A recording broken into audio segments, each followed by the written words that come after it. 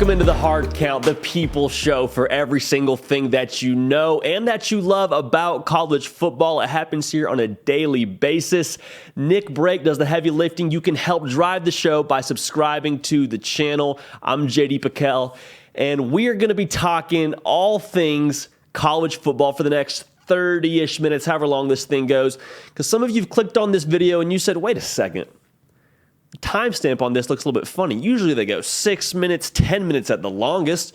Well, go ahead, take a seat, relax, get a beverage, get a little slack. You know, we're going to talk for a few minutes here about the game that we all know and love. Got some good things on the docket, okay? We got to talk the pulse of the program.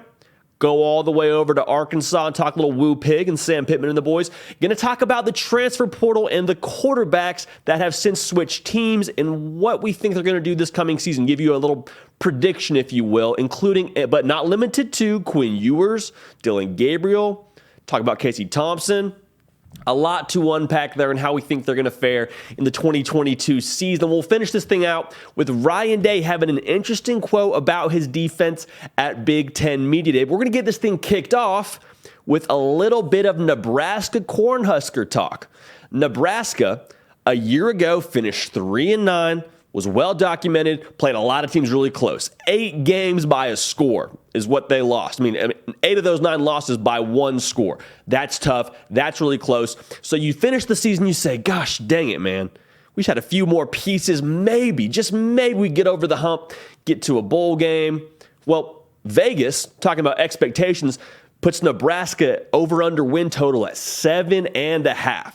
So that gave me the idea. Let's just talk about what you can expect. Vegas has already told you what you can expect from a win total perspective, but let's talk about just on the field product. When you're watching a Nebraska Cornhusker game, what can you expect to see that might look different than it did a year ago? First and foremost, you're going to see improved quarterback play, and that should be a given. No knock on Adrian Martinez. He does a lot of things really well. I think he's going to be phenomenal at Kansas State. I root for the guy. However, down the field a year ago, I mean, we talked about his ratio on here multiple times, 14 touchdowns, 10 interceptions, 3 fumbles. I understand he added a lot on the ground, 13 rushing touchdowns, but just throwing the football. If your offense is just built to throw the ball, which Nebraska actually will be built to throw the ball this coming year, anytime you're throwing the football to the other team about as much as you put it in the end zone, that's tough. It's tough to win. It's tough to get the game going. It's tough to have any sort of continuity when it comes to drives and all this, that, and the other. So Nebraska's going to be better at quarterback. Why? Well, they got 2 of them in the portal. You got Chuba Purdy from Florida State, who a lot of people are excited about. And then you have the presumed starter, Casey Thompson. Scott Fress, I love what he said at Media Days. He just said, we're going to put them both out there. Casey Thompson's going to be the first guy to go with the ones. Whoever plays the best is going to be our starter. Credit to Scott Frost. But ultimately, if Casey Thompson is your guy, he brings to the table just a better production level, 24 touchdowns, 9 interceptions. So you already have a better jumping off point from what your quarterback brings to the table in terms of stats perspective and just more reliable downfield. All that's to say, at the very least, you know you have someone who is more capable throwing the football at the quarterback position. Ultimately, that just means your offense can be more two-dimensional. You're going to be able to pass to set up the run, which, as we've talked about, Nebraska is going to look to do. So that's first and foremost. Improvement at the quarterback position. Next, I'm looking at the defense. And last year, Nebraska's pass rush was relatively non-existent. I mean, they were 86th in the country in terms of sack percentage.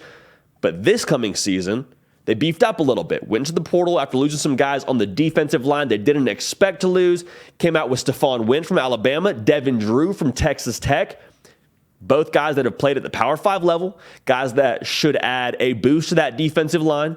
And then the guy that I'm really watching, the guy that I think this whole conversation is centered around, is Ochaun Mathis. Transferred from TCU to Nebraska. A lot of people thought he was going to go to Texas. Nebraska sneaks in at the last second, get him on a visit, get him to Lincoln. And he is going to be someone that changes the complexion of the way that teams try and attack Nebraska. Because Ochaun Mathis, you have to at least consider double teaming him. It might not be every snap. Maybe it's every other series. Maybe it's once a series. I mean, I don't know what it looks like in terms of how you try and defend him, or try and block him rather, but you have to give him more attention because he's coming off the edge. He's a freak show. He's got really good speed. He gets to the quarterback consistently, so you have to give him some attention. Now, we've talked about it on this show before. Anytime you have to give Ochaun Mathis extra attention, say you have to double team him one play, well, on that one play, you have one less guy accounted for blocking somebody else on the Nebraska Cornhusker defense. So with the guys they've beefed up on this defensive line, adding Ochaun Mathis is a key ingredient to just throwing a whole other wrinkle into what teams have to now do when they play Nebraska. And when you have one more guy blocking Ochaun, you have more guys getting free, getting to the quarterback. So will it be a top 10 pass rush defense? I'm not ready to say that, but it's going to be better than 86th in the country that it was a year ago. This game is very simple. People make it complex, but it's very, very simple. Football is about keeping your quarterback comfortable, allowing him to do good things, and about making the opposing quarterback uncomfortable. Improvement with Casey Thompson being the guy now for Nebraska is going to hopefully allow them to be more comfortable on offense. And then having Ochaun Mathis beefing up the defensive line through the transfer portal is going to allow them to make the opposing quarterback a little more uncomfortable. So two really good things. Nebraska's trending the right direction, and Vegas says as much with their over-under win total. So you look at the over-under win total, you say, okay, even if we don't hit 7.5, let's say we hit 7, we're still bowl eligible. That's awesome. I mean, 3-9 a season ago to have a 4-win improvement, that's great. I'm not here to talk about the over-under win total. What I am here to say is I think you can expect Nebraska to be bowl eligible, wait for it, by Halloween. Okay, so before we even get into the month of November, Nebraska will have locked up a bowl spot. And here's why. Look at the schedule here. We start out with Northwestern abroad. Depending on how you feel about Ryan Helinski and Northwestern and all that, they're going to be favored by a lot. Nebraska is. Okay, so I think right now it's like a 2-possession or 2-score at least advantage to Nebraska. Okay, so let's just chalk that up to a win. Then you got North Dakota, Georgia Southern. No disrespect to either of those programs, but you should win both those games. You play Oklahoma. It'll be a tough game. It's at home. We'll see what Oklahoma's working with. We'll see what Nebraska's working with at that point in time. Let's just say, for example, that game doesn't go your way. You got Indiana, I think you can win. So we're at 4 wins. You got at Rutgers, which should be a win. At Purdue, we'll see what they're bringing to the table. Again, we're not giving you a overall, overarching, encompassing win total, but you play Purdue and then you play Illinois at home October 29th. So assuming you beat Northwestern, North Dakota, Georgia Southern, Indiana, Rutgers, and Illinois, folks, that's 6 wins. You're bowling before the month of November. Those are all very winnable games. I would expect Nebraska to be favored in a fair amount of those games, if not all. You see where I'm going with this? To be 3 wins in 2021 and to have doubled that win total before the month of November, that is a great thing for Nebraska. And I think we're talking about Scott Frost keeping his job if that happens, which I, for one, would be very much in favor of. I think he's got a lot of momentum. They've done a lot of things right on the field. We just haven't seen it translate to the win column just yet. And sometimes that's the way it goes with these programs. Sometimes you can do everything right. Your system's in place. Your process is great. You have a great week of practice. You have the right guys on the roster. And bounce the ball here, bounce the ball there. 1 score in 8 games. It can happen that way. Football's funny that way. I think this is the year where we start to see some ROI, and I think we see it really early on as they become bowl eligible before the month of November. Nebraska fans should be fired up. I think there's a lot of good things in store for the Huskers. Very, very much in favor of voting on improvement for Nebraska this coming year. So that's what we have for Nebraska. Like I said, I think they're going to be a team to watch in the coming years. So we're going to move right along. The Pulse of the Program series continues as we go to Arkansas. And Sam Pittman and his boys got that jukebox going. A lot of excitement. A 9-4 season last year after going 3-7 in 2020, which was his first year. There's a lot of juice. There's a lot of juice in Arkansas right now, and for good reason. So you know how this works. The Pulse, the program, we take a pulse internally, the people that get it done on Saturday, the people in that locker room who play between the white lines, take a pulse of the fan base. I'll give you my thoughts after that. Internally, The pulse at Arkansas is bought in because they've seen it now. They've seen what it's like to buy into Sam Pittman's process, to his culture, to the way that he does things, and they've seen some ROI. Because in 2020, like I mentioned, they were 3-7, similar to how I think Nebraska is going to be this coming year. One of the better 3-7 teams in the country at that point in time. And the schedule was brutal. And they said, okay, let's pick up the pieces. Weird year, COVID year. Let's get back together on this thing. They believe in the process. Like I said, they buy in. 2021, they pop 9 wins. And so now there's no questioning the way that Sam Pittman does things. If they had a 4-win season last year, if they had, let's even say a 5-win, 6-win season, maybe you're saying, okay, this kind of has some teeth to it. Maybe we can adjust this and find a way to get it, headed the right direction. But to win 9 games with the schedule that they played a year ago, folks, they are drinking the Kool-Aid in Arkansas. And what I love so much about it, they're doing it their way. Like they're doing it with KJ Jefferson running behind these big boys. They're doing it with the explosive play off that, with playing tough defense. They're doing it in a sense that's very much on brand for Arkansas. They're not worried about spreading you out and scoring 50 a game. They're doing it the Arkansas way. And it's not just in the locker room. The coaching staff is also buying in because you got 2 coordinators in Kendall Briles and Barry Odom that both could have taken other jobs this past offseason. And quite frankly, I think Sam Pittman would tell you this, they earned the right to take other jobs if they had wanted to. They were ready to take on other jobs if they had wanted to. They both stayed. Even more so, they both cited Sam Pittman as the reason to why they stayed. And that speaks volumes to your head coach. Anytime a assistant coach doesn't take another job, there's always other storylines with, hey, wasn't the right fit for me out there. I didn't think I was ready yet. That wasn't the sentiment that either of these guys talked about. They're like, no, I believe in Sam Pittman. I believe in Arkansas. There's something special here. I want to be a part of what he's building towards. That's a big deal. So, Arkansas is built to do some good things again in 2022. And that's what the pulse of the fan base is. Because for a long time, Arkansas was saying, there were murmurs even, do we belong in the SEC? What are we doing here, folks? After the Chad Morris season, things were really low. It was doom and gloom. Sam Pittman comes in, and a lot of people thought they got the right guy, even after the 3-7 season. But now, after that 9-win year, the pulse of the fan base is we got our foot in the door. So now let's do something about it. And I respect the Arkansas fan base so much because they still have realistic expectations. Talked to somebody pretty close to the program, and he said, hey, if we win 7 games, people aren't going to be up in arms just by nature of how tough this schedule is. You open with Cincinnati. It was a non-conference game, and it was a playoff team a year ago. You got BYU. So Arkansas is very much ready to get after it this coming season. There's a lot to be excited about in Fayetteville.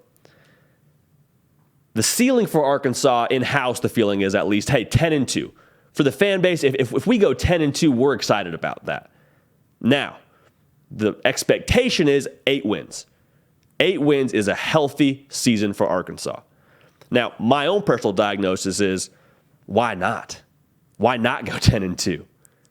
Why not go 10-2 if you're Arkansas? There's a lot that you have in place right now. You got 4 or 5 offensive linemen back. You got KJ Jefferson, one of the better quarterbacks in the SEC, if not the country. Similar to Arkansas, plays his own brand of football, and I love it. I love watching that dude get downhill and just run over linebackers. What's stopping you? You got a lot of tools. You got Jaden Hazelwood, who is, in theory, supposed to step in and replace Treylon Burke, and I think he has the chance to do that. But they're built to be able to build off what they did a year ago. There's no reason why they have to step back to 8 games, 7 games. Again, the schedule is not kind. Schedule is not kind by any stretch of the imagination. But there's no reason why they have to take a step back right now. Arkansas, foot's in the door. Let's kick that thing down. Be a continual player in the SEC. They got the guy to do it in Sam Pittman. KJ Jefferson, like I said, he's coming back. Kick the door down. That would be my diagnosis for Arkansas football as it stands today. The transfer portal has been the topic of conversation for I don't know how many months now. Even though the portal's closed, it's still a topic of conversation in terms of guys deciding on, the May 1 deadline and all that. It's still a topic. And it was most visible, the transfer portal was at least, when talking about quarterbacks.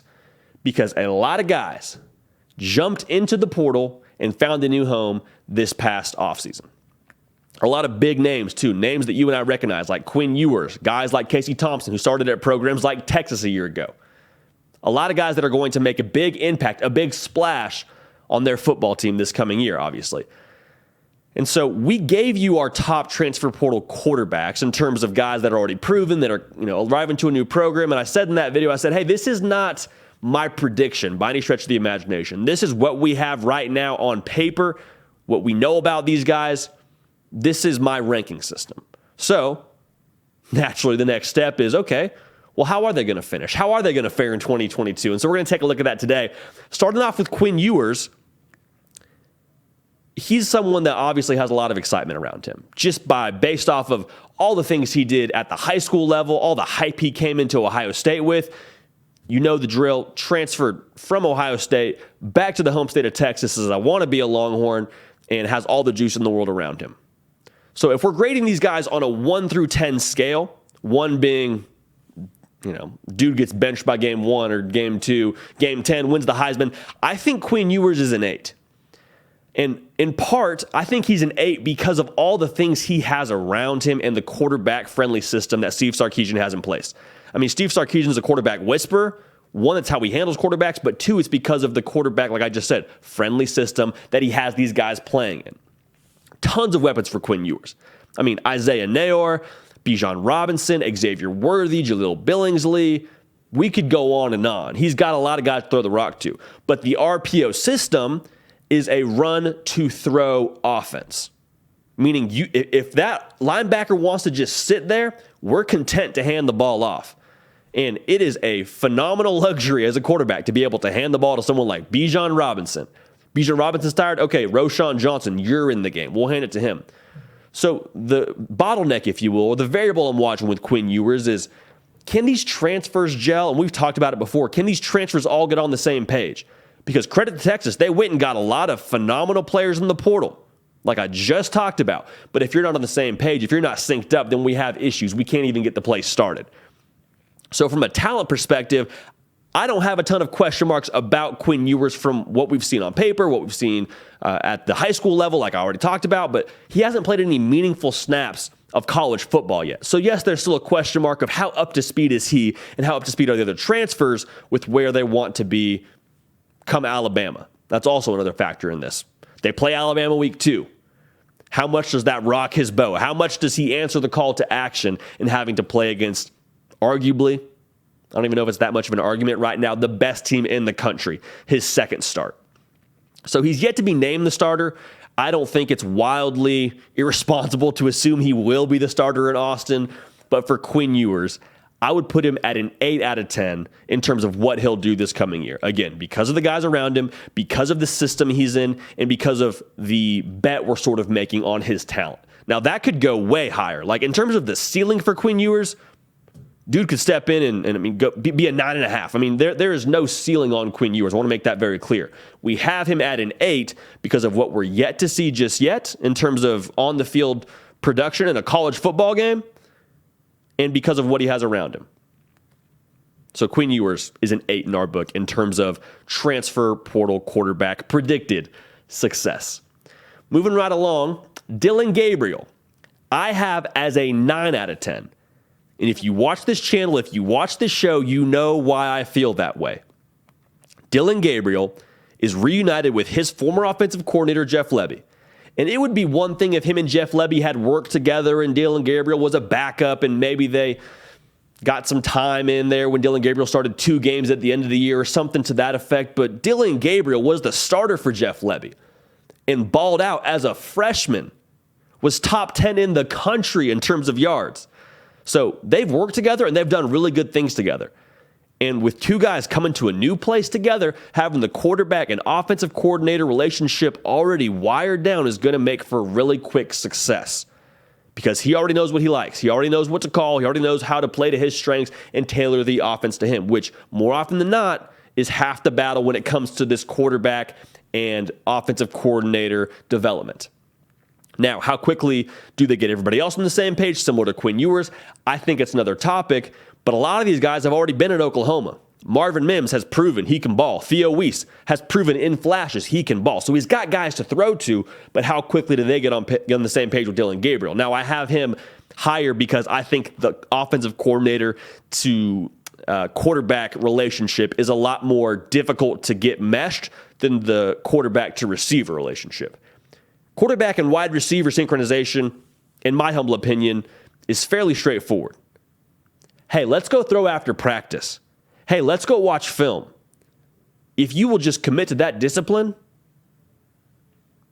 I mean, the script writes itself.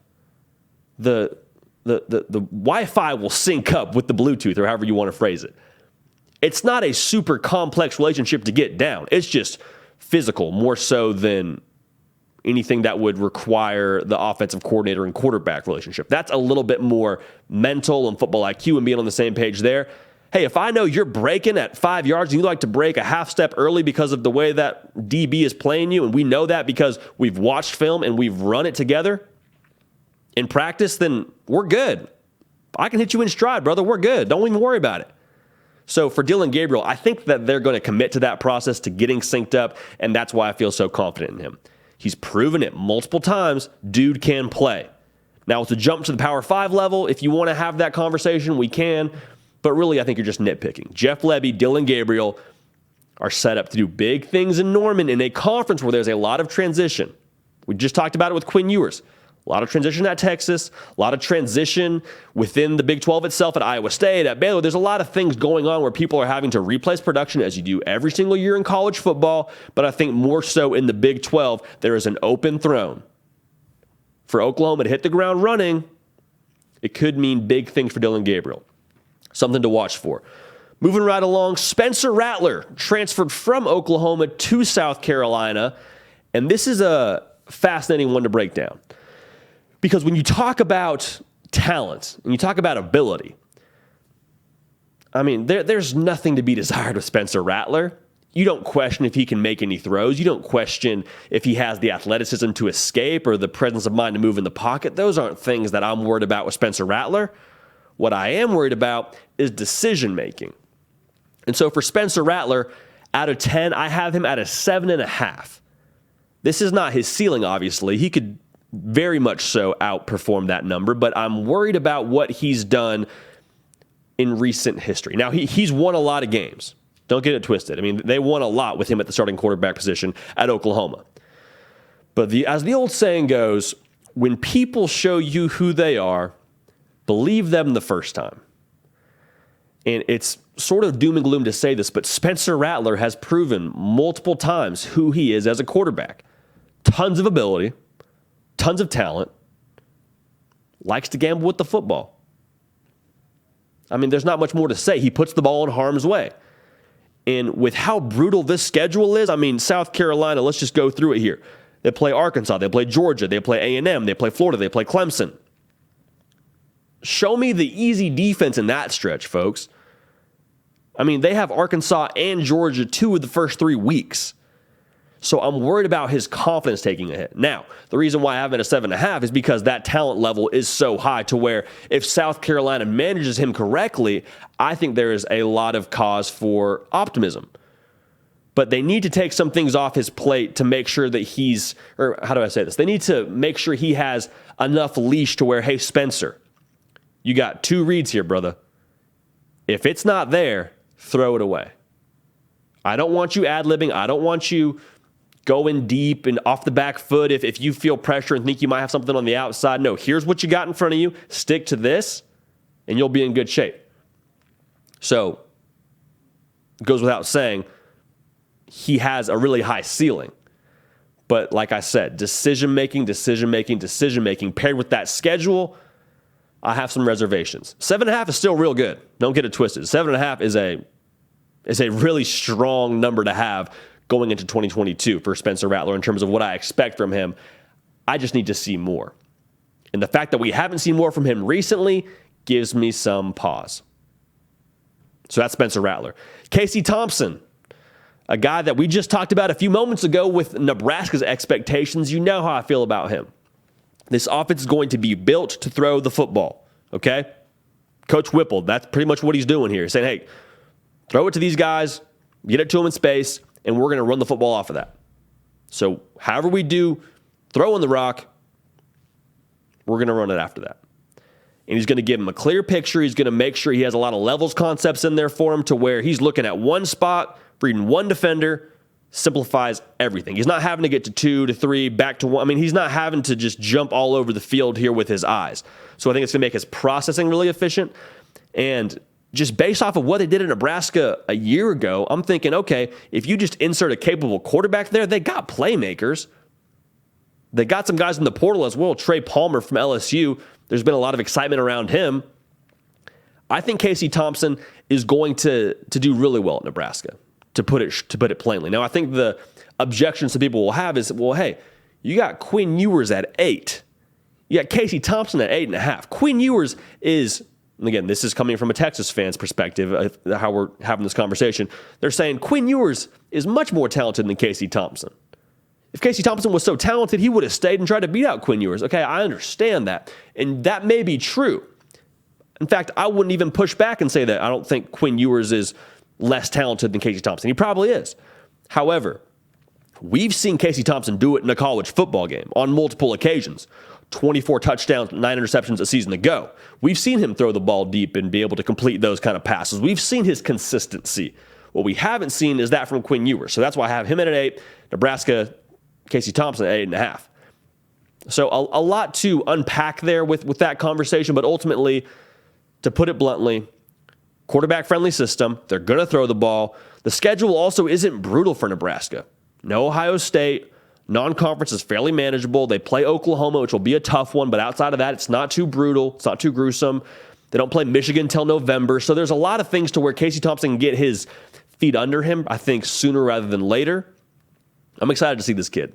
I really am excited for Casey Thompson. I think he could be one of the most impactful, if not the most impactful transfer in all of college football. Now, we can't do a transfer portal quarterback segment without talking about Caleb Williams. Caleb Williams, another quarterback that transferred from Oklahoma to USC, and I think he's going to put up ridiculous numbers. I mean, he will have a video game-like kind of season statistically at USC. Now, if you've watched this program, you know I have my reservations about USC's defense and what they're going to be able to do in terms of getting themselves over the hump to win the Pac-12 and get to the college football playoff. But in terms of just what Caleb Williams is going to do, I think you got to put him at a 9 out of 10 heading into 2022. Because with all the firepower they have on this offense, I mean, show me the reservation you would have about Caleb Williams going to New York City. Maybe your answer there is USC's not going to win enough games, and I would buy that. But the firepower they have on this offense, look across the board at these receivers. Brendan Rice from Colorado, Mario Williams from Oklahoma, Jordan Addison, the best receiver in the country a year ago, coming from Pitt, Travis Dye, 1,000-yard rusher in the Pac-12. They have so many playmakers on this offense to where Caleb Williams' job is real easy. Get the ball to those dudes. Now, similar to Spencer Rattler, if Caleb Williams can't take that next step as a quarterback and be a good decision maker, well, then it's all for naught. I'm not buying that. I think his second year under Lincoln Riley is going to be really strong, and I think let's just call it what it is, lesser competition in the Pac-12 is going to make for big-time numbers for him. So that's Caleb Williams for you. I think he's going to have a phenomenal year. USC is its own beast. We'll talk about that more, I guess, in October when we have some of this dust settled and we have more intel on them. But those are the transfer portal quarterbacks. To recap it for you, Quinn Ewers, he's an 8 out of 10 in my book. Dylan Gabriel's a 9. Spencer Rattler, a 7.5 with a really high ceiling. Don't get too upset about that. Casey Thompson, an 8.5. And Caleb Williams is a 9 heading into 2022. Oof. Was fun, huh? Talking some transfer portal quarterbacks. Portal's going to be something interesting to watch, by the way, too, in the coming years. How they regulate it, the kind of windows they put on it. was at the Personnel Symposium this past week in Nashville. There was some really good insight there and some really interesting feedback from the people within that industry that do the Lord's work day in and day out, managing the wild world that is personnel and recruiting college football. So I want to put a cap on this show, talk a little bit about Ohio State, a team that I think just about everybody and their mother would put as an early favorite to be in the college football playoff, if not the national championship. And Ryan Day came out at Big Ten Media Day and said some interesting things about his defense.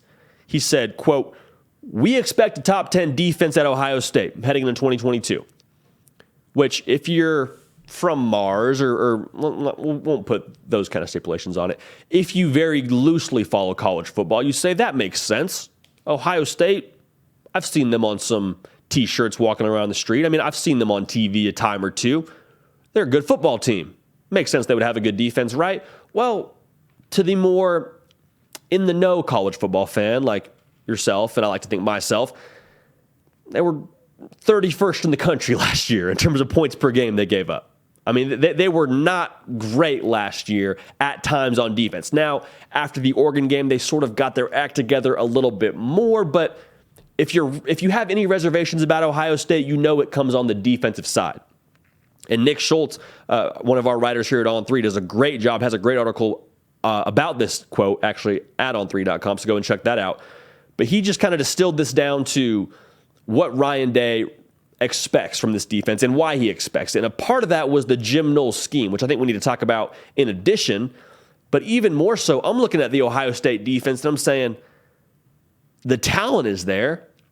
It's not going to be a crazy difficult operation to get to a top 10 defense. Now, obviously, you have to put it into play and you have to ultimately, I guess, play great defense when the season actually becomes a reality. But in terms of the guys they got on this roster, I mean, they have the equipment, folks. It'd be one thing if the Ohio State defense was a 2012 Volkswagen you're driving around, but I mean, they have a 2022 Ferrari. Look at this defense. We have 7 4-stars, 3 5-stars, and 1 3-star in Tanner McAllister, who, I mean, we can be honest, he's a proven commodity here at the college football level. I mean, the guy's going to be a playmaker for Ohio State. There's no reason to doubt that. So if you want to dock him as a 3-star, do it. You'll regret it later. The point that I just made, 3 5-stars, 7 4-stars. It is not a question of talent on this roster. You have no reservations about the talent they have on this Ohio State defense. Can they put it together? That's the question. But there's no lack of ammunition for Ohio State. It's not like they have mismatches across the board. They got a bunch of guys that can play. And the reality is last year for Ohio State, I think part of it was complacency, and I think a lot of it was scheme. And that scheme is going to be rectified in 2022. Jim Knowles, we did a video actually on this with a little more depth to it, talking about his scheme. But he is the mad scientist of college football. He is going to have these guys ready to roll. Coming from Oklahoma State, where they had a really phenomenal defense a year ago, a top 10 defense a year ago, and they're going to wreak havoc. Even more so, they're going to be the aggressor. He talks about wanting to play offense on the defensive side of the football. What does that mean? That means they're bringing blitzes. That means they're stripping at the ball every single time they get to the ball carrier. That means they are playing with an intention to make something good happen on defense rather than just get a stop. They're trying to force turnovers. And so in addition to that, they're going to have speed on the field. Like we talked about in the video before, speed on the field is crucial. Why? Because it allows you to match up better with some of these spread teams. When they want to line you up and go 4 wide and 5 wide, whatever it is, Ohio State will have the personnel on the field to take care of that. And it won't be a question of can they play, because like I just said, you got 3 5-stars and 7 4-stars. And Tanner McAllister is a dude in his own right. So they're going to match up from a talent level. They're going to match up from a personnel level. They will never be out-schemed at Ohio State this coming year. I would be willing to bet my life savings on it. Jim Knowles will have this defense ready to roll. By that sense alone, they will be a more competitive program. Finally, Ohio State, when you watched them a season ago, it just didn't feel like the Buckeye defense. You know, I mean, I'm used to seeing the James Laurinaitis coming downhill. I'm used to seeing Denzel Ward locking up on the outside. I'm used to seeing that kind of tempo from the Ohio State defense. And last year, Watching them at home against Oregon just getting run down, through, over, around, whatever adjective you want to use, that's not Ohio State football. And so my feeling is heading into 2022, they've heard all this chatter in the offseason. They've heard all this talk about, well, yeah, they got ballers on offense. They got the Monstars pretty much lined up across the board, but can the defense hold up their end of the deal? Can the defense get Ohio State to the playoff? As a defensive guy for Ohio State, you're just sitting there, nodding your head, looking around, keeping your lips tight, and just waiting for fall. Because you know when fall comes and when they finally start playing games again, you got something to prove. And I think that's the key thing we need to look at with Ohio State. On defense, there is going to be a chip on the shoulder and a hungry stomach. And that's a dangerous thing for anybody that lines up across from this defense. They've got a lot of guys. They've got the scheme in place. But the urgency, the lack of complacency, that's what's going to get them to where they want to be defensively. Because like I mentioned to start this segment, there's probably some chest puffing you're doing if you're Ohio State at the start of 2021.